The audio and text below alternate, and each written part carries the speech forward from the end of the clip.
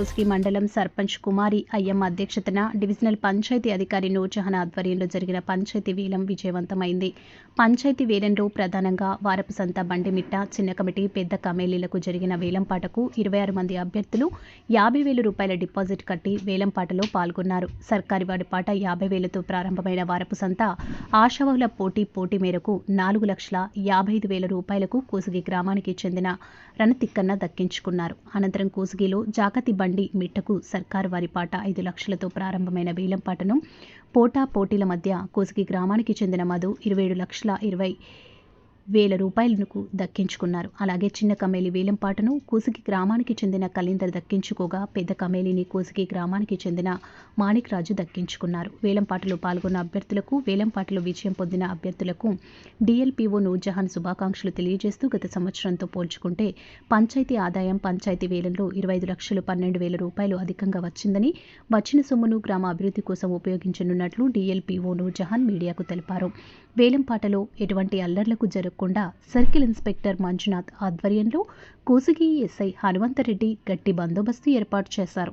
ఈ కార్యక్రమంలో సర్పంచ్ కుమార్ అయ్యంతో పాటు DLPO Nurjahan, EO RD Rauf మరియు కోస్గి గ్రామ పెద్దలు పాల్గొన్నారు. MG9 TV news ఛానల్తో Kosgi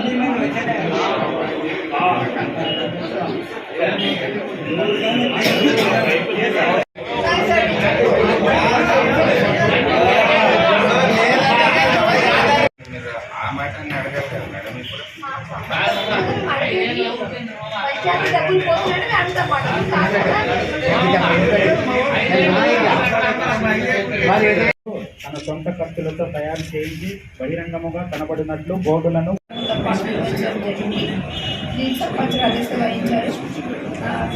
SI గారు, సిఐ గారు వాళ్ళ ఆధ్వర్యంలో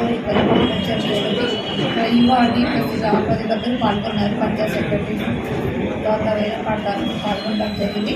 ఈ వేలంపాటలో రణతిక్కన్న గారు అంత మార్కెట్ 4,50,000 రూపాయలకి వేలంపాట దక్కించుకోవడం జరిగింది. మధు గారు బండిమెట్టకు సంబంధించి 20,20,000 రూపాయలకి వేలంపాట దక్కించుకోవడం జరిగింది. కలందర్ చిన్న కమేళ 33,000 రూపాయలకి దక్కించుకోవడం జరిగింది. మాణిక్య రాజు గారు పెద్ద కమేళ 35,000 దక్కించుకోవడం జరిగింది. పోయిన సంవత్సరం మనకి మొత్తం ఆదాయం వచ్చి 8,70,000 రూపాయలు వచ్చింది. ఈ సంవత్సరం 32,38,000 రూపాయలు ఆదాయం వచ్చింది. 20,07,000 రూపాయల ఆదాయం వచ్చింది. 25,07,000 రూపాయల ఆదాయం వచ్చింది. అంటే ఇంత ఆదాయం పెరిగింది. పోయిన సంవత్సరానికి ఈ వేలంపాట ద్వారా గ్రామ పంచాయతీకి 25,07,000 ఆదాయం అయితే వచ్చింది.